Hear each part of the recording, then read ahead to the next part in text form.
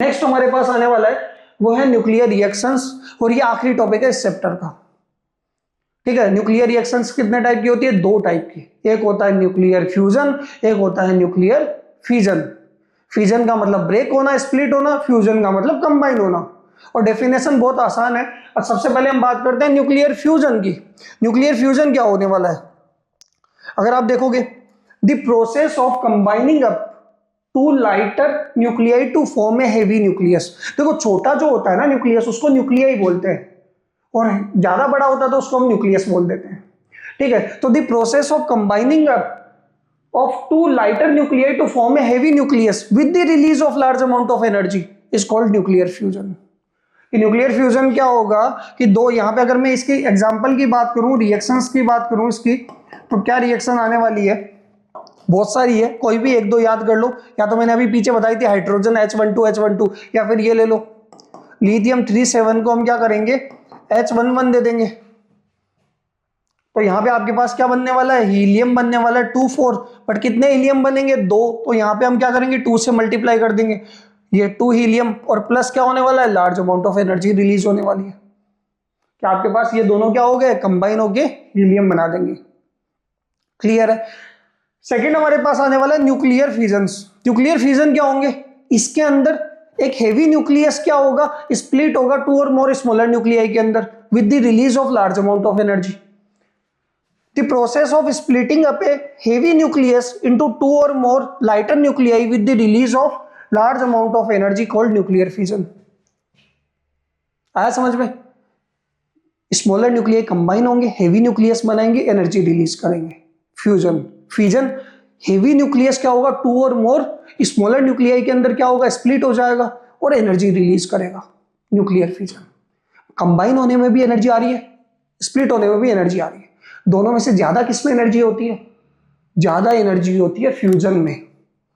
Fusion के अंदर energy क्या रहती है? ज्यादा रहती है। पहले इसकी रिएक्शन की बात करते हैं, न्यूक्लियर फ्यूजन की। वही रिएक्शन याद रख लो, 92 235 को एक न्यूट्रॉन दिया जाएगा तो ये बेरियम बना देगा। बेरियम आएगा 56 141 पे, दूसरा बेरियम के बाद क्रिप्टोन आएगा 36 92, 3 न्यूट्रॉन और रिलीज करेंगे with the large amount of energy.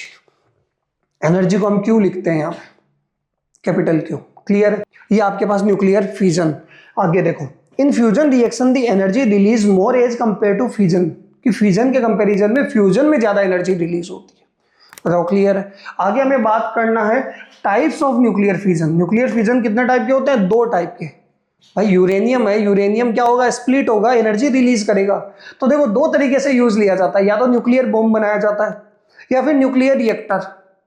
Nuclear bomb तो होता है अनकंट्रोल्ड न्यूक्लियर फ्यूजन, कि कंट्रोल में नहीं होगा वो। और कंट्रोल्ड न्यूक्लियर फ्यूजन से क्या करेंगे हम? Nuclear reactor. न्यूक्लियर रिएक्टर क्या होता है? एक डिवाइस होता है जो न्यूक्लियर एनर्जी को इलेक्ट्रिकल एनर्जी में कन्वर्ट करता है।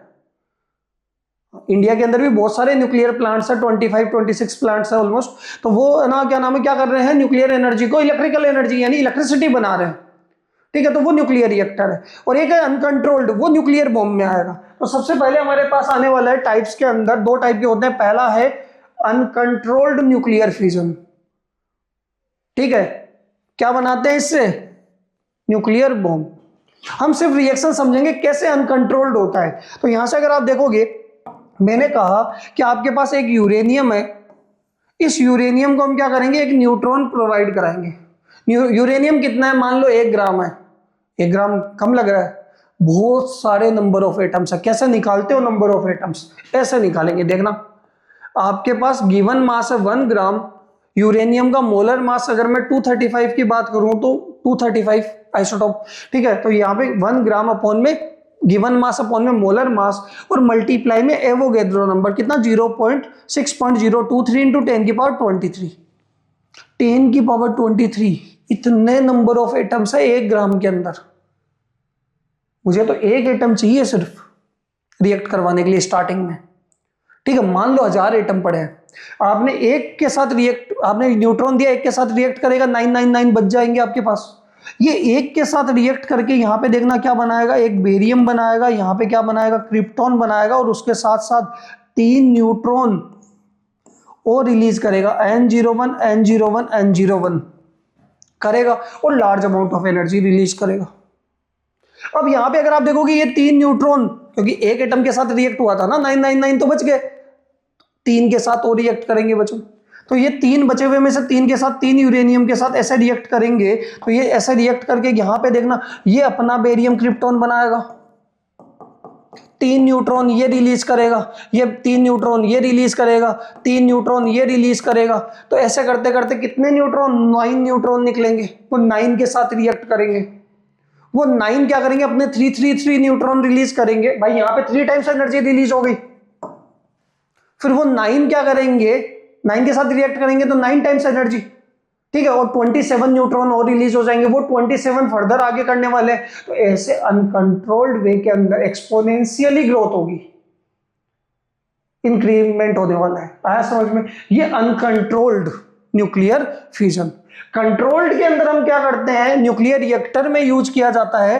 कंट्रोल्ड के अंदर हम करते हैं क्या, ये आपके पास यूरेनियम है, इसको हम 1 न्यूट्रॉन देंगे, यहां से ये बनाएगा क्या, अपना बेरियम और क्रिप्टॉन में स्प्लिट होगा, 3 न्यूट्रॉन रिलीज करेगा और लार्ज अमाउंट ऑफ एनर्जी देगा। क्यों?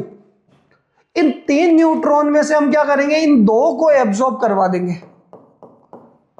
इनिशियल स्टेज पे एब्जॉर्प्शन करवा देंगे, ठीक है, जैसे ही पहली रिएक्शन होगी उसी टाइम पे एब्जॉर्प्शन करवा दिया। यही होता है न्यूक्लियर रिएक्टर में, ठीक है। तो वहां पे एब्जॉर्ब करवा देंगे तो 1 न्यूट्रॉन बचेगा, वो 1 न्यूट्रॉन 1 यूरेनियम के साथ रिएक्ट करेगा, तो अगेन क्या बनेगा, बेरियम बनेगा, क्रिप्टॉन बनेगा। एनर्जी उतनी की उतनी निकलेगी यहाँ पे, क्यों, सेम अमाउंट ऑफ एनर्जी। यहाँ पे 3 न्यूट्रॉन निकलेंगे, 3 में से 2 को अगेन आपने क्या करवा दिया, एब्जॉर्ब करवा दिया। 1 न्यूट्रॉन बचा, वो आगे 1, यानी ये कंट्रोल्ड मैनर के अंदर चलती रहेगी। और यही इसी का यूज होता है न्यूक्लियर रिएक्टर में, ऐसे ही एनर्जी मिलती है न्यूक्लियर रिएक्टर। आगे न्यूक्लियर रिएक्टर में तो वो तो क्या होता है, वहां पे है ना स्टीम जनरेट करवाते हैं, स्टीम जनरेटर की टरबाइन पे गिरती है, टरबाइन रोटेट करता है, तो यहाँ पे जनरेटर का फ्लक्स चेंज होता है, तो उसके अंदर करंट या ईएमएफ इंड्यूस होता है। वो तो प्रोसेस अलग है, बट यहाँ पे हमारे पास एक्चुअल में क्या होती है, इस तरीके से, इसी रिएक्शन की वजह से न्यूक्लियर एनर्जी वो प्रोड्यूस होती है। ये आपके पास न्यूक्लियर फ्यूजन का कौन सा टाइप, कंट्रोल्ड। और ये चैप्टर का आखिरी टॉपिक, चैप्टर आपका न्यूक्लियर खत्म। इंपॉर्टेंट टॉपिक वापस से बता रहा हूं, इस चैप्टर के अंदर कौन कौन से इंपॉर्टेंट टॉपिक है। सबसे पहले अगर हम समरी की बात करें तो पहला हमारे पास इंपॉर्टेंट टॉपिक आएगा size of nucleus.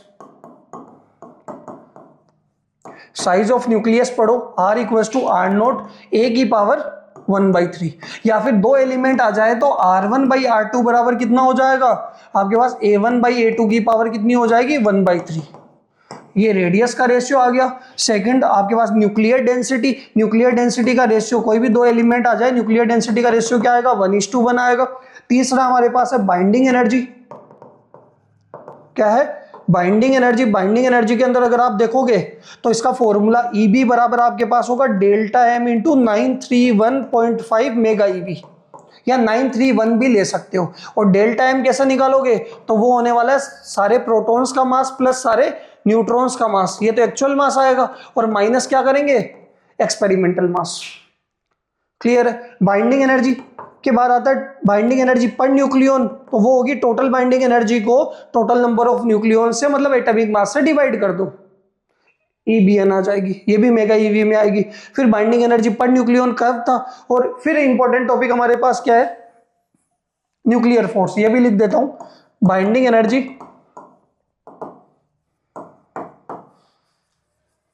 Per nucleon curve. और लास्ट टॉपिक हमारे पास है इंपॉर्टेंट में न्यूक्लियर फोर्स, इसकी प्रॉपर्टीज भी आपको आनी चाहिए। और न्यूक्लियर फ्यूजन और फिजन की डेफिनेशन तो पढ़ोगे, याद हो जाएगी, एक एक रिएक्शन याद कर लेना। इस चैप्टर से आपके बोर्ड के अंदर जो क्वेश्चन पूछा जाने वाला है वो तो पूछा जाएगा ही।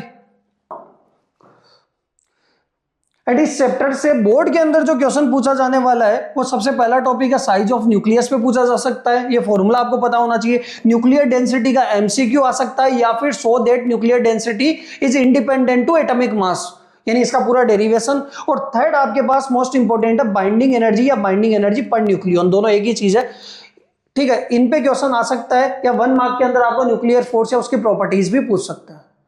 तो ये आप अच्छे से पढ़ो, 45-50 मिनट्स आपको लगने हैं, पूरा चैप्टर अच्छे से हो जाएगा और फिर इसके प्रीवियस ईयर्स के क्वेश्चंस लगाओ। क्लियर है? तो अगर आपने अभी तक चैनल को सब्सक्राइब नहीं किया तो चैनल को सब्सक्राइब करो, आगे और वीडियोस आने वाली और प्रीवियस ईयर्स के हम क्वेश्चंस इसके अंदर अपलोड करेंगे। ठीक है, बाकी मौज करते रहो, पढ़ते रहो। Okay, thank you.